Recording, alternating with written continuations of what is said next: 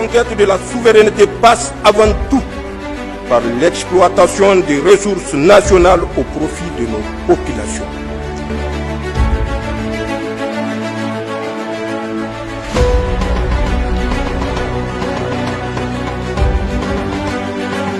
Mesdames, Messieurs, bonsoir. Nous poursuivons notre série d'entretiens avec les membres du gouvernement sur la mise en œuvre de leur lettre de mission remise à eux par le président du Conseil national pour la sauvegarde de la patrie, chef de l'État, le général de brigade Abdraman Tchani. Nous recevons aujourd'hui sur ce plateau la ministre de l'Action humanitaire et de la gestion des catastrophes. Madame la ministre, bonsoir. Bonsoir. Et merci d'avoir accepté notre invitation. Je précise de prime abord qu'en raison des pluies abondantes qu'a connu notre pays en 2024, des pluies qui ont occasionné d'importants dégâts matériels et des pertes en vies humaines, vous avez été pratiquement sur tous les fronts pour apporter secours aux sinistrés. Nous allons donc, au cours de cet entretien, certainement revisiter ces moments difficiles, mais gérés en toute souveraineté pour en tirer éventuellement les meilleures leçons. Commençons tout de suite par cette question. Madame la ministre, le Niger est souvent confronté à des crises multiformes qui affectent sérieusement nos populations. Comment se présente notre dispositif national de réponse? Dans quel état se trouvait-il avant les événements du 26 juillet 2023 et quelle amélioration avez-vous apporté depuis que vous êtes à la tête de ce département ministériel? Merci beaucoup, M. Ousmane. J'aimerais tout d'abord, avant de commencer, remercier la RTN de m'avoir invité sur ce plateau pour parcourir ma lettre de mission et aussi faire le bilan relatif à cette lettre de mission. J'aimerais aussi remercier son Excellence le général de brigade Abdraman Tchani, président du Conseil national pour la sauvegarde de la patrie, chef de l'État, pour la confiance placée en ma modeste personne à la tête du ministère de l'Action humanitaire et de la gestion des catastrophes. J'aimerais aussi remercier le Premier ministre, ministre de l'Économie et des Finances, M. Ali Mohamed Lamine Zen, pour ses orientations durant les 19 mois passés. J'aimerais aussi saluer les efforts de nos vaillantes forces de défense et de sécurité pour la sécurisation de nos frontières et de notre pays. J'aimerais aussi profiter de ce plateau pour saluer la résilience et la solidarité de nos populations qui ont fait preuve de courage et de résilience pendant les 19 mois passés. Comme vous le savez, le Niger a traversé des périodes, des moments difficiles. Donc j'aimerais vraiment saluer cette résilience, solidarité et courage de nos populations. Maintenant, avant de répondre à votre question, permettez-moi de donner quelques petites définitions qui peuvent poser les jalons pour mieux comprendre le rôle et le mandat de mon département ministériel. C'est important. La première définition que je vais donner, c'est l'action humanitaire. L'action humanitaire, c'est quoi, concrètement? C'est l'assistance apportée aux populations en détresse pour sauver les vies, soulager la souffrance et préserver la dignité humaine lors des crises. La gestion des catastrophes, par contre, est un mouvement d'ensemble, est un ensemble de mesures visant à prévenir, à préparer, à réagir et à se reconstruire face aux catastrophes naturelles et humaines et créées par l'homme pour réduire leur impact sur nos populations. Maintenant, la lettre de mission. Permettez-moi de parcourir les points de la lettre de mission. Sur la lettre de mission, nous avons le premier point qui est le renforcement du mécanisme de suivi des personnes en situation de vulnérabilité à travers l'établissement d'une base de données dynamique. Le deuxième point de la lettre de mission se résume autour de l'élaboration de tout ce qui a comme stratégie et politique autour des actions de prévention, de réaction et d'atténuation, tenant compte des tissus économiques de notre population. Le troisième point de la lettre de mission, c'est l'amélioration des perspectives d'emploi des personnes, des couches défavorisées, afin de réduire la pauvreté de manière durable. Le quatrième point de la lettre de mission, c'est l'implication des communautés dans tout ce que nous faisons comme action, comme projet et programme, tout ce que nous élaborons afin de garantir l'implication de nos communautés. Et la cinquième, mettre en place un cadre de mesures de performance pour évaluer la mise en œuvre des 4 points de cette lettre de mission. Maintenant, pour revenir à votre question, depuis ma prise de fonction, nous avons procédé à une évaluation interne afin de voir concrètement quelles sont les forces du ministère, quelles sont les faiblesses, quelles sont les opportunités et quels sont les défis et quelles sont les menaces aussi. Donc, suite à ce diagnostic que nous avons mené, nous avons procédé à une réorganisation et des réformes internes. À travers cette réorganisation, nous avons réaménagé l'organigramme du ministère en créant 2 directions générales, parce qu'aujourd'hui, dans le cadre de la gestion des catastrophes, nous avons tendance à tout le temps penser uniquement à la réponse aux urgences et oublier qu'il faut accompagner ces populations à être plus résilientes et à subvenir à leurs besoins et absorber les chocs de ces situations de crise. Donc nous avons créé une direction générale de la réponse et coordination humanitaire qui se charge, parce qu'aujourd'hui dans le cadre de l'action humanitaire et la gestion des catastrophes, nous travaillons avec les partenaires humanitaires, la communauté humanitaire. Cette direction est en charge de gérer les partenaires. Nous avons une deuxième direction aussi qui prend en compte le genre, l'aspect genre dans les réponses que nous amenons. Parce qu'aujourd'hui, on oublie. On se dit que voilà, dans les réponses, les vivres sont suffisants, n'est-ce pas? Les biens non alimentaires, c'est un kit uniforme. Alors que parmi les personnes que nous assistons, il y a des femmes allaitantes, il y a des femmes enceintes, il y a des filles, il y a des vieillards, il y a des personnes à besoins spécifiques. Donc, nous avons créé une direction qui se charge de ça et aussi dans une autre direction qui se charge des secours d'urgence et de la gestion des traumatismes parce qu'aujourd'hui, on assiste, mais on oublie que ces personnes ont besoin d'une prise en charge psychosociale. Et ce sont les 4 directions plus l'assistance humanitaire et le relèvement précoce au sein de la direction qui se charge de la réponse et coordination humanitaire. Maintenant, la deuxième direction générale, comme je l'ai dit, quand on assiste aux urgences, on doit accompagner.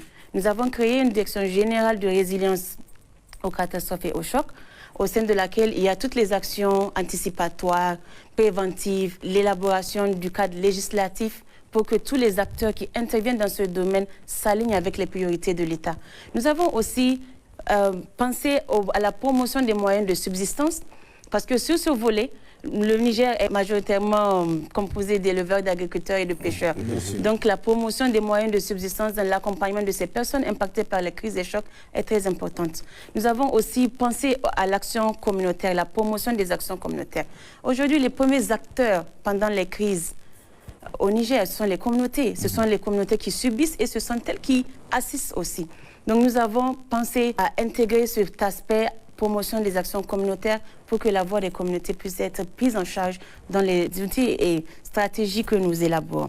Maintenant, la dernière réforme que nous avons faite à l'interne, c'est d'élargir notre direction des statistiques de l'information en greffant l'aspect suivi-évaluation, l'aspect redevabilité et l'aspect gestion des données des interventions humanitaires. Pour la fiabilité des données, c'est ça? Tout à fait, pour la fiabilité des données. Et pour aussi, comme on a en charge la base de données dynamique, donc il est important, nous utilisons les données pour mesurer l'impact de nos actions dans la vie de nos populations.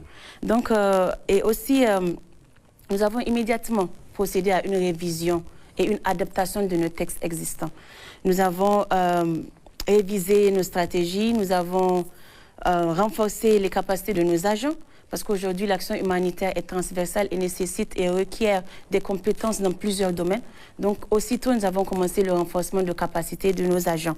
Tout ce que je viens de citer a concouru à l'amélioration du délai de réponse lors des déplacements des mouvements des populations ou lors des inondations que nous avons subies tout récemment. C'est ça la finalité? C'est ça la finalité, globalement, c'est ce que je peux dire sur cette question. Okay. Merci, madame. Madame la ministre, vous avez cité tout à l'heure les 4 points de votre lettre de mission, dont le premier point de cette lettre de mission porte sur le renforcement des mécanismes de suivi et de gestion des personnes en situation de vulnérabilité, telle que la base de données dynamique dont vous avez cité tout à l'heure. Alors, qu'est-ce qui a été réalisé sur ce point à ce jour? Permettez-moi de faire le lien de ce point de la lettre de mission, qui est une action prioritaire dans la vision du chef de l'État, dans l'axe 4 de l'accélération des réformes sociales. Et dans l'axe 4 de la vision du chef de l'État, il est dit exactement que c'est une action prioritaire et que cette base de données se veut dynamique. Cette base de données doit comporter des données précises, complètes, sur les conditions de vie de nos populations et les risques de vulnérabilité de ces ménages sur l'ensemble des populations. Maintenant, cette base de données, une fois établie, nous permet de savoir qui sont ces personnes vulnérables, où sont ces personnes vulnérables et de quoi est-ce que ces personnes ont besoin pour sortir de leur situation de vulnérabilité et devenir autonomes. Maintenant, pour répondre à votre question concrètement, depuis notre prise de fonction, ce que nous avons fait, c'est que le ministère de l'Action humanitaire est en charge de l'enregistrement systématique lors des mouvements de population. Nous collectons les données. Nous travaillons de commun accord, de concours avec les gouvernorats. Le processus de validation de ces données, ce qui se fait, c'est que les équipes collectent les données et le gouvernorat prévalide les données. C'est envoyé au comité national de collecte de données et de gestion des informations sur les PDI. Et ces données sont centralisées au niveau national, ensuite envoyées à l'INS qui fait une certification de ces données. C'est ça qui nous permet d'avoir le nombre de personnes déplacées sur le territoire national. Maintenant, dans le cadre de l'établissement de cette base de données, nous avons innové. Nous avons gravi une marge de l'échelle en innovant, en utilisant la biométrie pour faire la collecte de données. Donc aujourd'hui, nous avons commencé en novembre 2023 à DIFA une phase pilote sur l'enregistrement biométrique des personnes déplacées internes. Et cet enregistrement biométrique, nous n'utilisons pas l'empreinte digitale, mais nous utilisons l'iris des yeux pour pouvoir identifier ces personnes. Et cet enregistrement biométrique nous permet réellement d'avoir des données précises, des données complètes. Ça nous permet d'éviter les doublons. Ça nous permet aussi d'optimiser les réponses qui sont apportées parce qu'on a des chiffres concrètes et complètes sur le nombre de personnes à assister et à accompagner. Maintenant, dans le cas de cette biométrie, nous avons enregistré à DIFA à peu près 121 363 personnes sur 169 621 personnes avec un taux d'exécution de 72%.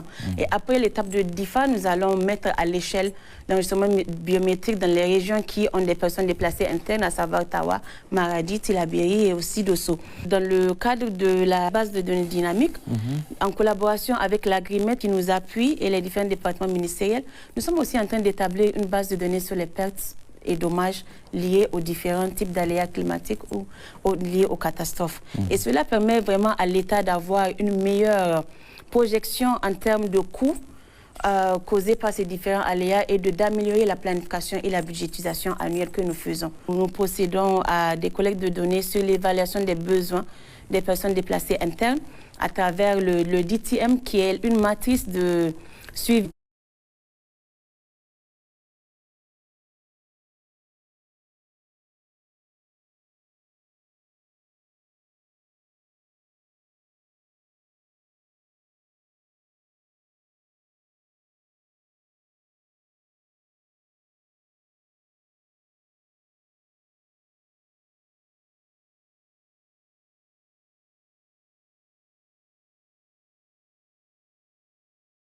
Ça nous permet de savoir, OK, cette personne qui est enregistrée dans la base de données, elle a été enregistrée ici, elle est où dans un moment tant T1, T2, T3, où est-ce que la personne est sur place. Donc ça nous permet vraiment d'avoir une base de données dynamique.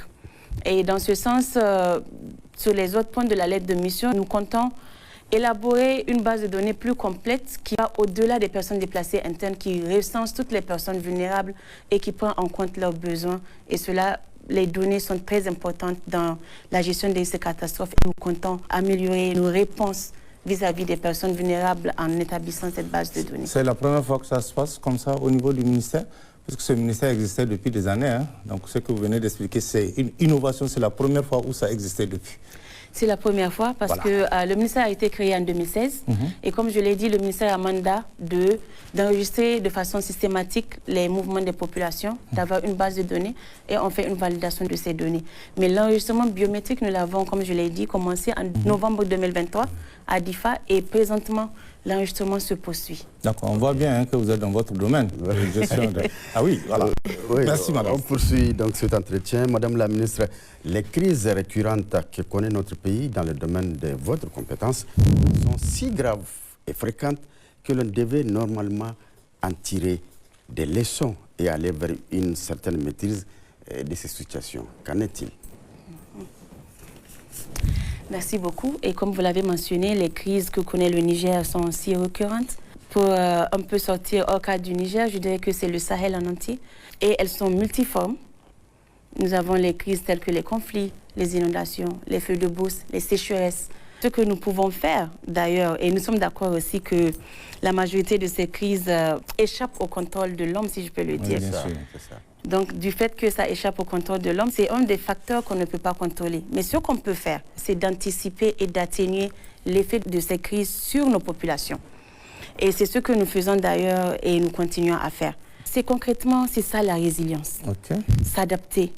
S'adapter et anticiper. Comme j'ai eu à le dire, les communautés sont les premiers qui subissent et les communautés sont les premiers qui assistent. Donc, il faut qu'on renforce les capacités de ces communautés pour mieux absorber l'effet de ces crises et chocs. Et comme le dit le dicton Zarma, Chin Hanaza Ogano Bogabe, et en Hausa, Dongoba Akiwankandare. Donc c'est dans ce sens-là que le Niger a élaboré une étude de profil de risque. Cette étude nous a permis concrètement de développer des plans d'investissement qui prennent en compte les différents types de risques auxquels nos populations sont confrontées. Et la leçon que nous pouvons tirer est que nous devons toujours être préparés. Nous devons anticiper la survenue de ces crises à travers les actions anticipatoires, telles que les prépositionnements des kits, par exemple, pour les déplacements des personnes et aussi les inondations. Il faut savoir prépositionner en avance. Comme ça, à la survenue de ces crises, on peut immédiatement mettre à la disposition des communautés qui en ont besoin. Et aussi renforcer la résilience des communautés, puisque comme je l'ai dit, ils sont les premiers qui subissent et qui assistent. Donc il faut renforcer leur résilience et aussi renforcer la capacité du personnel qui intervient et qui les accompagne. Nous avons aussi élaboré des plans de contingence multirisques qui prennent en compte les différents aléas. Et aussi, le Niger est doté d'un plan de contingence inondation. C'est d'ailleurs basé sur ce plan de contingence que nous avons extrait le plan d'urgence inondation de l'année 2024. Et nous sommes aussi en train de réviser la stratégie nationale de réduction des risques de catastrophes qui doit prendre en compte tous les différents aléas auxquels nos populations sont confrontées. Dans ce même sens, nous assurons le leadership... Une stratégie qui n'est plus adaptée, il faut la revoir. Oui, elle n'est plus adaptée. Il faut la contextualiser. Il faut prendre en compte les besoins réels de nos communautés. Et comme je l'ai dit, le 4e point de la lettre de mission, c'est l'implication des voix des communautés dans l'élaboration des stratégies et des projets, des programmes que nous faisons. Nous voulons sortir du carcan où nous restons dans nos bureaux et nous élaborons des projets, des solutions. Nous apportons des solutions pour nos communautés alors que ces solutions ne viennent pas d'eux. Tout à fait. Donc nous sommes en train de réviser cette stratégie et nous avons dans ce sens redynamisé la plateforme nationale de réduction des risques et catastrophes qui est multi-acteur, qui est composée de tous les acteurs des différents départements ministériels et structures qui agissent dans le cadre de la gestion des risques et catastrophes. Donc cette stratégie est en cours de révision et prochainement sera validée et soumise dans le circuit d'adoption. La leçon, c'est quoi? Une fois qu'on subit, il faut qu'on soit apte à répondre et à être résilient. Donc, dans ce sens, nous avons validé une étude de faisabilité sur l'assurance agricole indicielle qui permet le transfert des risques, qui permet aussi à nos agriculteurs, à nos éleveurs, à nos pêcheurs d'être indemnisés en cas de survenue de ces risques. Donc, ça permet aussi de réduire la vulnérabilité de ces acteurs dont nous savons que le Niger est constitué majoritairement d'agriculteurs, de pêcheurs et d'éleveurs. Parlant toujours des leçons qu'il faut tirer, est-ce à dire, Madame la ministre, aujourd'hui, on ne va plus revivre la situation que nous avons vécue pendant ces inondations ou pas? Comme vous le savez, les inondations de cette année de 2024 étaient exceptionnelles. Tout à fait. Les inondations de 2023, on avait à peu près 20 000 ménages qui étaient impactés, à peu près 160 et quelques mille personnes impactées. Mais cette année, c'est 1 500 000 et quelques mille personnes. Et comme je l'ai impacté, et comme je l'ai dit, c'est l'anticipation. D'accord.